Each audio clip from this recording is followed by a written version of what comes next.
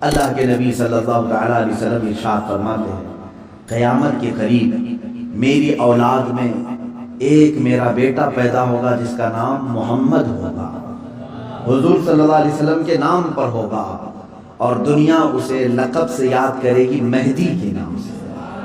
اور حضور اکرم صلی اللہ علیہ وسلم نے ارشاد فرمایا میری نسل میں، میری اولاد میں، حضرت فاطمہ کی اولاد میں جب وہ پیدا ہوں گے دنیا میں اور پھر ان کی خلافت قائم ہوگی تو فرمایا گیا کہ پوری دنیا میں صرف اور صرف اسلام غالب آ کر رہے گا۔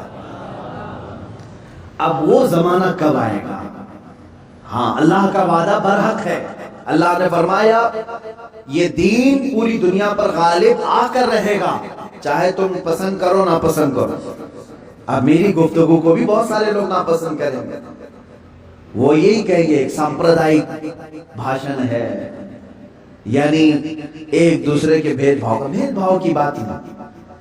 عزیزان گرامی وقار، اب رسول پاک صلی اللہ تعالیٰ علیہ وسلم کے فرمان کا مقصد میں آپ کو سمجھاؤں۔ حضور نے فرما دیا قیامت کے قریب میری اولاد میں میرا ایک بیٹا پیدا ہوگا جس کا نام میرے نام سے مشابہ ہوگا، یعنی محمد، اور اسے پورا زمانہ امام رسول پاک صلی اللہ تعالیٰ علیہ وسلم کے فرمان کا مقصد میں آپ کو سمجھاؤں۔ حضور نے فرما دیا قیامت کے قریب میری اولاد میں میرا ایک بیٹا پیدا ہوگا جس کا نام میرے نام سے مشابہ ہوگا، یعنی محمد، اور اسے پورا زمانہ امام مہدی کے نام سے یاد کرے گا، اور وہ پوری دنیا میں، کائنات میں اسلام کو غالب لا کر رہیں گے۔ اسی زمانے میں عیسیٰ علیہ السلام کا نزول بھی ہوگا۔ حضرت عیسیٰ علیہ السلام آسمانوں پر آج بھی باحیات ہیں، یہ ہمارا عقیدہ ہے سارے مسلمانوں کا۔ امام مہدی کے زمانے میں عیسیٰ علیہ السلام اتریں گے۔ یہ کون سا علاقہ ہوگا اس کے متعلق حدیثیں ہیں۔ حضرت امام مہدی کا جو ظہور ہے یہ کب پیدا ہوں گے یہ نہیں معلوم، ظاہر ہوں گے، پیدا ہو چکے ہوں گے، آج بھی ہو سکتا ہے، ممکن ہے، پاسبل ہے۔ جب ان کی عمر پاک 30-40 سال کے آس پاس ہوگی اور یہ مکہ مکرمہ میں خانہ کعبہ کے طواف کے دوران ایک لشکر آئے گا جو خانہ کعبہ کو ڈھانے کی کوشش کرے گا، حملہ کرے گا، اور حضرت امام مہدی دعا کریں گے۔ آپ کی دعا کی بدولت اللہ تعالیٰ اس آئے ہوئے لشکر کو زمین میں دھنسا دے گا۔ لوگ اسی دن پہچان لیں گے اور ان کے ہاتھ پر خانہ کعبہ کے سامنے بیعت کریں گے۔ اب یہاں سے امام مہدی کا ظہور ہوگا، لیکن اتنا آسان نہیں ہے کہ سب مہدی مہدی کرتے ہوئے ان کے پیچھے چل پڑیں گے، بلکہ ان کے جانی دشمن بن جائیں گے وہاں کچھ لوگ جو ان کو قتل کرنے کی یا ہلاک کرنے کی کوشش کریں گے۔ امام مہدی اپنے متبعین کو لے کر ملک شام کی طرف چلے جائیں گے۔ اب ملک شام وہ ہے جس زمین کو میرے آقا صلی اللہ تعالیٰ علیہ وسلم نے ارشاد فرمایا یہ حشر کی زمین ہے، یہ حشر کی زمین ہے، سارے لوگ ہانکتے ہوئے ادھر ہی لے جائے جائیں گے۔ آج شام سے سب بھاگ رہے ہیں، بمباری ہو رہی، لیکن میرے آقا نے فرمایا ایک زمانہ ایسا آئے گا کہ سب ہجرت کر کے ملک شام کی طرف جا رہے ہوں، سب جمع ہو رہے ہوں، ملک شام جمع ہو رہے ہوں گے، اور وہاں امام مہدی پہنچیں گے اور وہاں آپ کی خلافت قائم ہوگی، اور عدل و انصاف اس قدر ہوگا کہ پھر وہ زمانہ آئے گا کہ شیر اور بکری ایک ساتھ چل رہے ہوں گے، کوئی ایک دوسرے پر حملہ نہیں کرے گا، اتنا امن قائم ہوگا۔ یہ رسول پاک صلی اللہ علیہ وسلم کی احادیث میں ہے۔ اب امام مہدی کی امامت کے دوران وہ فجر کا وقت ہوگا جب حضرت عیسیٰ علیہ السلام آسمان سے اتریں گے، اور جماعت کھڑی ہونے والی ہوگی، قائم ہونے والی ہوگی۔ حضرت عیسیٰ علیہ السلام ایسے اتریں گے جیسے ان کے جسم پر نہائے ہوئے قطرے ٹپک رہے ہوں۔ آپ کو حضرت امام مہدی پہچانیں گے اور آپ کو لا کر کے مصلی کی طرف بڑھائیں گے۔ نبی اللہ ہیں، روح اللہ ہیں، عیسیٰ ابن مریم سلام اللہ علیہ، قرآن پاک میں جن کے تذکرے ہیں، وہ کوئی ایک دوسرے پر حملہ نہیں کرے گا، اتنا امن قائم ہوگا۔ یہ رسول پاک صلی اللہ علیہ وسلم کی احادیث میں ہے۔ اب امام مہدی کی امامت کے دوران وہ فجر کا وقت ہوگا جب حضرت عیسیٰ علیہ السلام آسمان سے اتریں گے، اور جماعت کھڑی ہونے والی ہوگی، قائم ہونے والی ہوگی۔ حضرت عیسیٰ علیہ السلام ایسے اتریں گے جیسے ان کے جسم پر نہائے ہوئے قطرے ٹپک رہے ہوں۔ آپ کو حضرت امام مہدی پہچانیں گے اور آپ کو لا کر کے مصلی کی طرف بڑھائیں گے۔ نبی اللہ ہیں، روح اللہ ہیں، عیسیٰ ابن مریم سلام اللہ علیہ، قرآن پاک میں جن کے تذکرے ہیں، وہ اللہ تبارک تعالیٰ کی نشانیوں میں سے ایک نشانی ہے، وہ عیسیٰ آئیں گے۔ اب وہ نبی جب امام مہدی ان کو آگے بڑھائیں گے، حضرت عیسیٰ علیہ السلام امامت کے لیے آگے نہیں بڑھیں گے، اور کیا فرمائیں گے؟ ارشاد فرمائیں گے کہ یہ مصلی امامت امت محمدیہ کا حق ہے، آپ امت مصطفیٰ ہیں، آپ امامت کریں، ہم مقتدی بنتے ہیں۔ اللہ اکبر۔ رسول پاک صلی اللہ علیہ وسلم کے مقتدی بنے سارے انبیاء، یہ تو معلوم ہے، لیکن رسول کی ایک امتی کے مقتدی بھی عیسیٰ علیہ السلام بن رہے ہیں۔ میرے عزیزو، یہاں نبوت کا درجہ گھٹانا مقصد نہیں ہے، بلکہ یہاں امت مصطفیٰ کی فضیلت بتانا۔ امام مہدی کی امامت ہوگی، اس کے بعد پھر جو دنیا میں حالات ہوں گے وہ کیا ہوں گے؟ دجال آ چکا ہوگا، اور دجال اپنے فتنے پھیلا رہا ہوگا، اور اب دجال کو کون مارے گا، کون ختم کرے گا؟ سارے لوگ پریشان ہو چکے ہوں گے، قتل عام کر رہا ہوگا لوگوں کو، ایمان والوں کا، جو اسے خدا کہے اسے چھوڑ دے، اور جو اسے خدا نہ مانے اسے دونوں پیر پکڑ کر چیر دے، یا گرم کھولتے ہوئے تیل میں ڈال دے، ظلم و ستم کی حد کر دے گا۔ کچھ لوگ ڈر کر کے کفر کر دیں گے، شرک میں مبتلا ہو جائیں گے، اور کچھ ایمان پر قائم رہیں گے، لیکن یہ زمانہ زیادہ دن تک نہیں چلے گا۔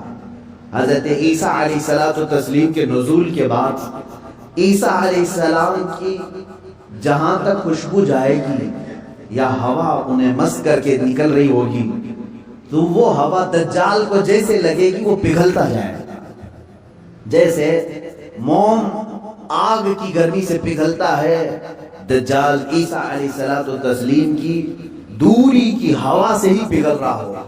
یہاں تک کہ مقام لد ایک جگہ ہے، اسرائیل میں ہے وہ آج، اور دنیا کا بڑا ایئرپورٹ انہوں نے وہاں پر بنایا ہے، مقام لد کا ایئرپورٹ بھی بنا ہوا ہے، اور حدیث پاک میں ہے عیسیٰ علیہ السلام مقام لد پہ اس کو اپنے تیر سے نشانہ بنائیں گے اور قتل کر دیں گے، اور امت مصطفیٰ کا یہ آخری فتنہ بھی ختم ہو جائے گا۔ اب اس کے بعد کیا ہوگا؟ وہی آیت جو میں نے تلاوت کیا، اللہ نے فرمایا هو الذی ارسل رسولہ بالہدی ودین الحق لیظہرہ علی الدین کلہ، وہ اللہ ہے جس نے اپنے رسول کو دنیا میں بھیجا ہے ہدایت کے ساتھ اور دین حق کے ساتھ، اس لیے کہ اس رسول کا دین پوری دنیا پر غالب آ کر رہے۔ اب یہ دین غالب آئے گا دجال کے خاتمے کے بعد امام مہدی کے ہاتھوں سے۔ ہر ملک یا ہر سلطنت جہاں کہیں تخت ہوگا وہاں پرچم صرف اسلام کا لہرا رہا ہوگا۔ وہ زمانہ آئے گا، وہ غالب ہو کر رہے گا دین، اور اللہ رب العزت نے یہ ارشاد فرمایا ہے کہ تم پر کسی اور کو پھر اللہ غلبہ نہیں دے گا۔ یہ زمانہ بھی کافی سال تک چلے گا، لیکن اس غلبہ اسلام سے پہلے کیا کیا ہونا ہے وہ بھی تو ہمیں جاننا ضروری ہے۔ آج کے وہی حالات ہیں جو مجھے اس گفتگو پر آمادہ کر رہے ہیں۔ میں نے بات تو کہہ دی آپ کو، حدیث کی روشنی میں بتا دیا کہ اسلام غالب آئے گا پوری کائنات پر دجال کے خاتمے کے بعد اور امام مہدی کے ہاتھوں سے۔ اب یہ دو بڑی نشانیاں حضور نے فرمائی، ایک تو حضور کی آل میں سادات میں امام مہدی پیدا ہوں گے، دوسرے کہ دجال آئے گا۔ یہ دونوں کا زمانہ ایک ہے۔ یہ کب ہوگا؟ کیا اس سے پہلے کچھ نشانیاں ہیں کہ دجال آنے والا ہے؟ میرے عزیزو، ہم سے زیادہ نشانیاں یہودی پڑھ کر کے انتظار میں، عیسائی پڑھ رہے ہیں۔ ایک بات یاد رکھیں، دجال کے دشمنوں میں ہم ہیں اور عیسائی ہیں۔ وہ دجال کو اپنا دشمن سمجھتے ہیں، عیسائی، وہ اینٹی کرسٹ ہے، عیسائیوں کا بھی وہ دشمن ہے، لیکن یہودی اس کو اپنا مسیحا سمجھتے ہیں۔ وہ کہتے ہیں ہمیں نجات دلانے والا، ہمیں پوری دنیا میں غالب کرنے والا جیسے آج ہم حدیث پاک پڑھ کر کے کہہ رہے امام مہدی آئیں گے اور پوری دنیا میں اسلام غالب ہوگا، یہودی یہ کہتے ہیں لوسیفر آئے گا یا دجال آئے گا جس کو وہ مسیحا کہہ رہے ہیں، اور وہ ان کو نجات دلائے گا سارے ظلموں سے اور پوری دنیا میں ان کی حکومت قائم کرنے میں ان کی مدد کرے گا۔ اور اس لیے دجال کے آنے سے پہلے جو جو نشانیاں ہونی ہیں یہ یہودی خود کر کے دکھا رہے ہیں۔ کیا ہے؟ بڑی مقدس کتابوں میں یہ باتیں لکھی گئی ہیں۔ دیکھنا دجال کے آنے سے پہلے دنیا میں ایک بڑی علامت یہ ظاہر ہوگی کہ دنیا حق کو باطل بنا کر پیش کرے گی اور باطل کو حق بنا کر پیش کرے گی۔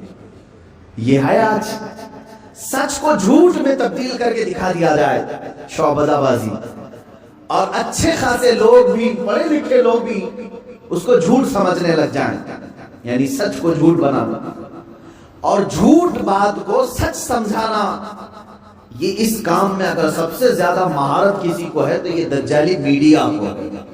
میڈیا آج دجال کے آنے کے راستے ہموار کر رہی ہے، اور خود عالمی میڈیا کی بات کر رہا ہوں میں، پوری دنیا کی میڈیا اس میں ملوث ہے۔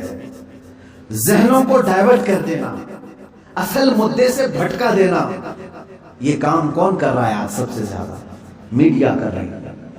میرے عزیزو، سچ بات کو جھوٹ بنا کر پیش کرنا یہ دجال کے آنے سے پہلے ہوگا اور کثرت سے ہوگا، کثرت سے ہوگا۔ یوں سمجھ لیں ایک پرہیزگار متقی شخص کو لا کر کھڑا کر دیا جائے گا اور اسے 100 لوگ بولیں گے یہ چور ہے، چور ہے، چور ہے، اور دنیا سمجھنے لگے گی کہ ہاں شاید چور ہے، دنیا سمجھنے لگ جائے گی۔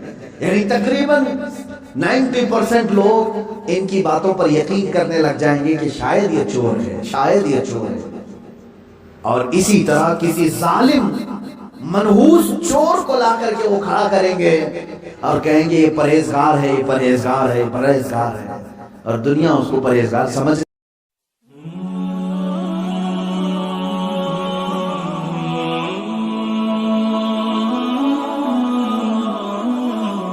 لگ جائے گا۔ کیا یہ دونوں چیزیں آج کرنے کے لیے پوری social media, internet, news channel نہیں ملوث ہیں؟ چوروں کو حکومت پر بٹھا کر کے ان کی فضیلت بیان کرنا ہندوستان سے زیادہ ہمیں کہاں نظر آئے گا؟ سب سے زیادہ ہمیں یہاں نظر آتا ہے جو پورے کے پورے ملک کو گبن کر کے بیٹھے، اسے مسیحا اور اسے لوگوں کا ایسا بے کسوں کا کس جس کو کہا جائے ایسا بنا کر پیش کرنا، یہ میڈیا کا رول ہے۔ عزیزان گرامی وقار، پورے ذہنوں کو ڈائیورٹ کیا جائے گا اور تقریباً یہ جادو کی طرح اثر کر جائے گا لوگوں پر۔ مثال کے طور پر ایک جادوگر کسی محلے میں آتا ہے، شعبدہ بازی دکھاتا ہے۔ پہلے تو ہوتا تھا سڑکوں پر ہی کھڑے ہو جاتے تھے، سانپ کا کھیل دکھانے والے، یا کسی بچے کو لیٹا کر چادر اڑا کر اس کی گردن الگ کر کے دکھانے والے، یہ شعبدہ بازی ہوتی تھی۔ لیکن ایک بات یاد رکھیں، لوگ گھیرا ڈال کر دیکھتے تو ہیں، اس میں 90% لوگ صحیح سمجھ لیتے تھے، جبکہ وہ آنکھوں کا دھوکہ ہے۔ بہت ساری چیزیں اتنے شارپ طریقے سے وہ جادوگر کر کے دکھاتا ہے کہ تمہاری آنکھوں کو دھوکہ ہوتا ہے۔ لیکن میرے عزیزوں، اسی مجمع میں 5 یا 10% ایسے لوگ بھی ہوتے ہیں جو اس کے ان کاموں پر یقین نہیں کرتے ہے۔ ہر زمانے میں جہاں پر بھی جو جادو دکھا رہا ہے اس کے مجمع میں پورے 100% لوگ یقین کرنے والے نہیں ہوتے، چند لوگوں کے دلوں میں شک ہوتا ہے کچھ تو اس نے گڑبڑ کیا ہے۔ اب یہ وہ لوگ ہوتے ہیں جن کی عقل سلیم ہوتی ہے اور دل پاک ہوتا ہے، ان کے اوپر جلدی جادو اثر نہیں کرتا۔ اسی طرح میرے عزیزو، آج کے زمانے میں یہ جو دجالی نظام قائم ہے اس کا اثر بھی بھولے بھالے لوگوں میں تقریباً ہو جاتا ہے، لیکن سلیم فطرت والے جو عقل سلیم رکھتے ہیں ان پر ان کا جادو اثر نہیں کرے گا۔ اب آپ سب کو میں پہلے سے آگاہ کر رہا ہوں، اپنے ذہن کو، اپنے عقل کو سلیم بنا کر کے رکھو۔ یہ کیسے رہے گا؟ اللہ کی باتوں پر یقین رکھو اور اس کے علاوہ جو بھی کہے گا، اللہ اس کے رسول کے علاوہ جو بھی کہے گا وہ سچ بھی ہو سکتا ہے جھوٹ بھی ہو سکتا ہے، مگر میرے مولا کے قول میں جھوٹ کی طرف شائبہ بھی نہیں، سچ ہی ہوگا۔ جب تمہارے ذہنوں میں یہ بات آئے گی تو پھر تم دنیا کو 100% ایمان لانے والے، یقین کرنے والے نہیں رہیں گے۔ آج دیکھ رہے ہیں آپ، میں مسلسل پچھلے ایک ہفتے سے دیکھ رہا ہوں فرانس میں جو گستاخی ہوئی اور اس کے پاداش میں جو کچھ بھی حالات ہوئے سب کو معلوم ہے۔ فرانس میں جو کچھ ہوا اس پر ڈیبیٹ انڈیا میں بھی چل رہا ہے۔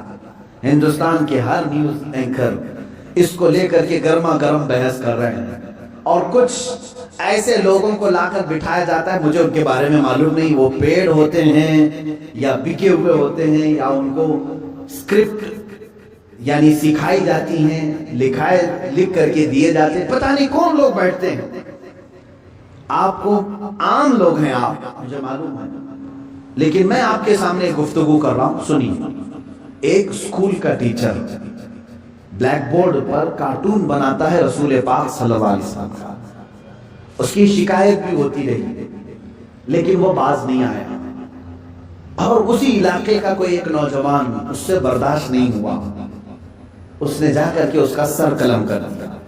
یہ ہے، معلوم ہے آپ، یہ رپورٹ ہے، آپ کو معلوم ہے۔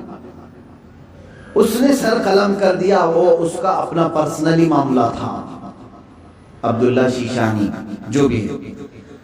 اب اس کو کیا چھوڑ دیا، لوگوں نے چھوڑ دیا عبداللہ کو، بلکہ اسی وقت گولیوں سے بھون دیا فرانس کی پولیس نے، ختم کر دیا۔ دونوں ختم ہو گئے، جن کے دونوں کے معاملات تھے وہ چلے گئے۔ اب میں ایک جملہ کہتا ہوں، تمہارے نزدیک عبداللہ شیشانی ٹیررسٹ ہے، یعنی اس نے سر قلم کیا اس لیے یہ ٹیررسٹ ہے۔ ہمارے نزدیک رسول کا خاکہ بنانے والا سب سے بڑا ٹیررسٹ ہے، ظاہر سی بات ہے۔ اب فیصلہ یہی ہوگا، تمہارے نظر میں جو ٹیررسٹ تھا اس نے اس کو قتل کیا جو ہمارے نظر میں ٹیررسٹ تھا۔ بہرحال یہ معاملہ ہو گیا یا ختم ہو گئی بات۔ لیکن میرے عزیزو، اس واقعے کے بعد فرانس کی حکومت کو کسی ایک کی طرفداری کر کے گورنمنٹ بلڈنگوں پر حضور پاک صلی اللہ علیہ وسلم کے خاکے لگانے کا کیا مقصد؟ حکومت کسی ایک ویکتی کے، ایک پرسنل شخص کی حمایت کرتے ہوئے اور گورنمنٹ کی بلڈنگ پر بڑی سائز میں حضور پاک صلی اللہ علیہ وسلم کی تصویر لگا رہی، یعنی کارٹون بنا کر کے۔ کارٹون در حقیقت یہ گالی کی صورت ہے، آدمی صاف گالی نہیں دے سکتا تو اس کی صورت بگاڑ کر کے کہیں لکھ دے، حضور پاک صلی اللہ علیہ وسلم کو انہوں نے کیا۔ اب پوری دنیا بھر کے مسلمانوں میں جو غصہ ہے، میرے عزیزو، یہ قتل جو ہو چکا تھا وہ 8 دن پہلے ہو گیا، 10 دن پہلے ہو گیا، معاملہ ختم ہو گیا۔ اس قتل پر کسی نے احتجاج نہیں کیا، کہیں ہے کسی پروٹیسٹ نہیں ہوا۔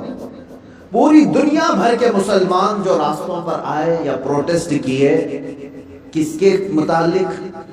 فرانس کی حکومت نے جو یہ غلطی کی ہے، اپنی عمارتوں پر، گورنمنٹ کی بلڈنگوں پر جو رسول پاک کے خاکے لگائے، اس کے خلاف پوری دنیا بھر کے مسلمانوں کو غصہ ہے، اور سب آئے۔ یہ بات صاف صاف میں بتا رہا ہوں آپ کو، سنیے۔ آپ کا میرا غصہ بھی کس پر ہے؟ دیکھیں، ٹیچر کا معاملہ ختم ہو گیا، اس نے کیا تھا، سامنے والے نے مار دیا، وہ معاملہ ختم ہو گیا، وہاں ختم ہو گئی چیز۔ اور جس نے قتل کیا اس کو بھی تم لوگوں نے نہیں چھوڑا، وہ بھی اس کو بھی گولیوں سے مار دیا، معاملہ ختم۔ لیکن ایک گورنمنٹ کا بلڈنگ پر اس طرح سے تصویریں لگانا، یہ در حقیقت پوری دنیا کے مسلمانوں کو جھنجھوڑنا تھا، پوری دنیا کے مسلمانوں کے دلوں پر ضرب لگانا تھا۔ اب ہم پروٹیسٹ کیے، آپ پروٹیسٹ کیے، ہم نے کہا، لیکن ہندوستان میں آنے کے بعد اب دجالی نظام کی جو میڈیا ہوتی ہے، یہ کیا کرتی ہے؟ پورے بحث کو ڈائیورٹ کرتی ہے، پورے مدے کو ڈائیورٹ کرتی ہے۔ یہ سارے جتنے پروٹیسٹ ہو رہے ہیں، نیوز والے اسے کیا دکھا رہے ہیں جانتے ہیں آپ؟ نیوز والے یہ دکھا رہے ہیں کہ دیکھو ایک ٹیررسٹ کی حمایت میں اتنے مسلمان ہندوستان کی سڑکوں پر آ گئے. یعنی عبداللہ شیشانی نے جو قتل کیا ٹیچر کا، اس کی حمایت میں یہ سارے لوگ کھڑے ہیں اور پورا ڈیبیٹ اسی پر چل رہا ہے. کیا آپ لوگ ہندوستان میں رہ کر کے ایک قتل کی حمایت کرتے ہیں، ایک قتل کی حمایت کرتے ہیں؟ ہم نے کہاں یہ قتل کے متعلق پروٹیسٹ کیا ہے؟ بتاؤ ذرا سے. اس عبداللہ نامی لڑکے کا کسی ایک کے ہاتھ میں بینر آیا پوری دنیا میں کہیں پر کہ اس کے قتل کی حمایت میں پروٹیسٹ ہو رہا ہے؟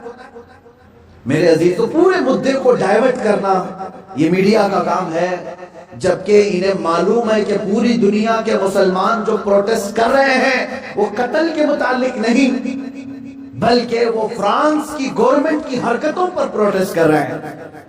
اب اس کی ایک مثال میں آپ کو بتا دوں.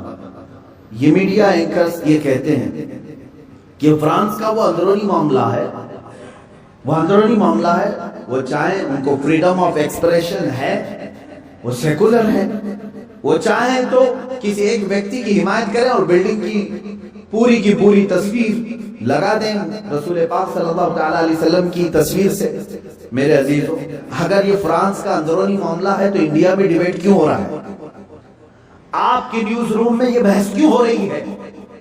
آپ یہ سمجھیں اس زمانے کا سب سے بڑا خطرناک جال یہ میڈیا نیوز کا. جو اب ظاہر سی بات ہے کہ ہماری بھی کلپس اٹھا کر کے چلائیں گے اور پھر ہمیں بھی بتائیں بھڑکاؤ مولانا ہے، سامپردائک پھیلانے والے ہیں، ہماری گفتگو کو کاٹ کر کے پیش کریں گے، ان کا کام ہی وہ ہے. لیکن میں آپ کو بتاؤں کہ پورے ہندوستانی مسلمانوں کے دماغ کو ڈائیورٹ کر رہے ہیں کہ تم لوگ جو پروٹیسٹ کر رہے ہو ایک قتل کی حمایت میں کیسے پروٹیسٹ کر رہے ہو؟ ان سے کوئی بھی ڈیبیٹ میں بیٹھنے والا یہ نہیں کہہ رہا ہے، بلکہ وہاں ثابت کرنے کی کوشش کر رہے ہیں قتل ایسا ہو سکتا ہے، ویسا ہو سکتا ہے. میرے عزیز، یہاں کہنا تو یہ چاہیے تھا قتل ہوا اور اس کے مقابل میں جس نے قتل کیا اس کا بھی قتل ہو گیا. ہم اس مدے پر بات نہیں کر رہے ہیں، ہم تو گورنمنٹ کے خلاف بات کر رہے ہیں جو فرانس کی حکومت نے اپنی عمارتوں پر میرے آقا کی تصویر کشی کی ہے، ہم اس کے خلاف کھڑے ہیں. اب مجھے ایک بات بتائیں، کیا کسی ایک شخص کے کچھ ایسا قتل کرنے کی بنیاد پر پوری دنیا بھر کے 180 کروڑ مسلمانوں کے نبی کی توہین کرنا جائز ہو سکتا ہے؟ جائز ہو سکتا ہے؟ مجھے یہ بتاؤ کہ اگر کسی ایک ہندو نے ٹیرر اٹیک کیا کسی پر تو کیا کروڑوں ہندوؤں کے بھگوان کی تصویر لگا کر کے اس کی مذمت کی جا سکتی ہے؟ ہم اس کے قائل ہیں. ایک ہندو نے اگر ٹیرر اٹیک کیا کسی پر تو کروڑوں ہندوؤں کے رام کرشن کی تصویر کشی کرنا اس کی اجازت نہیں دیتے ہیں. سارے مذہب کے جو دیوی دیوتا ہیں ہم ان کو کرٹیسائز کہاں کر رہے ہیں؟ عزیزان گرامی وقار، یہ اسلام ہے جو انصاف سکھاتا ہے. اگر کسی ایک کے ساتھ کچھ معاملہ ہوا ہے تو اس کے پورے گھر کو لے کر کے نہ گرفتار کرو، اس کے پورے دین پر انگلی نہ اٹھاؤ. آج یہی دنیا میں ہو رہا ہے اور پوری دنیا میں. مجھے تو یہ سمجھ میں نہیں آتا ان پر کیس کیوں نہیں ہوتا، یہ میڈیا اینکرز پر. یہ سیدھے یہ جملہ بار بار کہتے ہیں اسلامک آتنکواد نے حملہ کیا، اسلامک آتنکواد نے حملہ کیا. جانتے ہیں آپ کبھی ان لوگوں نے نیوزی لینڈ میں ہونے والے اس حملے کو عیسائی آتنکوادی کہا تھا جو ایک ظالم وحشی نے بندوق سے 60-70 مسلمانوں کو جو نماز میں تھے قتل کر دیا، شوٹ کر دیا؟ کیا آپ کو نہیں معلوم اس وقت یہ میڈیا والوں نے کیا عیسائی آتنکواد کہا تھا؟